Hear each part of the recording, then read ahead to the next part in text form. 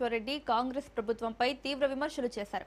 ఆ ప్రభుత్వం కేవలం గొప్పలు చెప్పుకోవడానికే పరిమితమైందని, క్షేత్రస్థాయిలో చేసింది ఏమీ లేదని మండిపడ్డారు. వరంగల్ సభలో రాహుల్ గాంధీ ఇచ్చిన మాట ఎందుకు నిలబెట్టుకోలేదన్నారు. మంత్రి ఉత్తమ్ కుమార్ రెడ్డి అన్ని ఉత్తుత్తి మాటలే మాట్లాడతారని ఎద్దేవా చేశారు.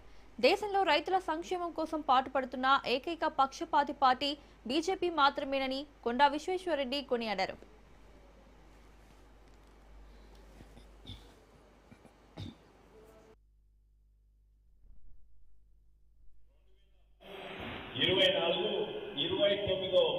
ఫిబ్రవరి నోడు 56 కోట్లు ఇచ్చింది మోడీ గారే.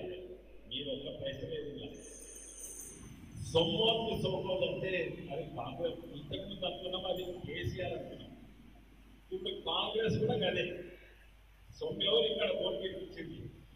24 ఫిబ్రవరి 29 ఇస్తే 66 కోట్లు దీంట్లో అండర్ స్వదేశీ Darshan scheme only port experiential zone, access రోడ్లు అండ్ పార్కింగ్ 10 కోట్లు, ఎంట్రన్స్ ప్లాజా 6 కోట్లు, ఇంకా tourism amenity, restoration of heritage structure 4 కోట్లు, తర్వాత ఇంటర్ప్రిటేషన్ సెంటర్ 1 కోటిన్నర, యూటిలిటీ ఇన్ఫ్రాస్ట్రక్చర్ 4 కోట్లు.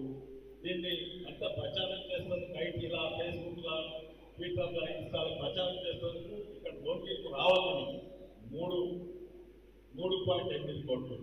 దీన్ని తాడు మీద కింది నుంచి మీద తాడు మీద కేబుల్ క్యారేజ్ రోప్వే దానికి 15 కోట్లు.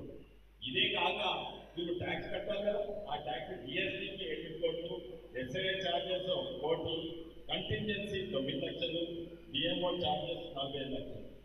ప్రతి ఒక్క నయా పైసా ఆఖరికి ట్యాక్స్ కట్టేది. మీకు వచ్చే ట్యాక్స్ కూడా తీసుకొట్టే వస్తున్నాయి. ఆ జిఎస్టీ ఎంత అన్న కూడా మీకు 45